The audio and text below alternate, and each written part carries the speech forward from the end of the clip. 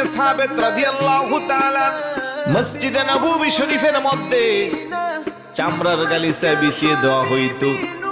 হুজুর যখন মিহরাবের মধ্যে খুতবা দিতেন, নবী প্রেমিক সাহাবী হাসান ইবনে সাবিত রাদিয়াল্লাহু তাআলা রাসূলুল্লাহর নূরানী চেহারা মুবারকের দিকে তাকাইয়া কবিতা লিখতেন, ওয়া আহসানু মিনকা লাম তারা কাত্তু আইনি ওয়া আজমালু মিনকা লাম তালিদিন নিসা খুলিকতা মুবাররাআন মিন কুল্লি আইবিন কাআন্নাকা কদ খুলিকতা কামা তাশাউ।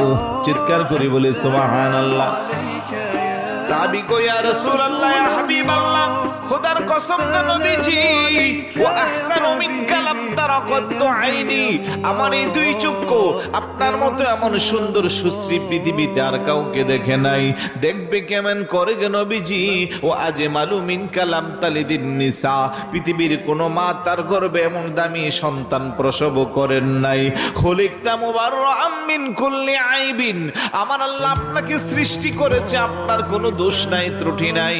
কাআন্নাকা কদ খুলিকতা কামা তাশাউ, আপনার সাথে পৃথিবীর কারো সাথে কোনো তুলনাও নাই। বড় করে বলি সুবহানাল্লাহ। মনোযোগ আছে? সাহাবীর আকীদা কিরকম দেখেন।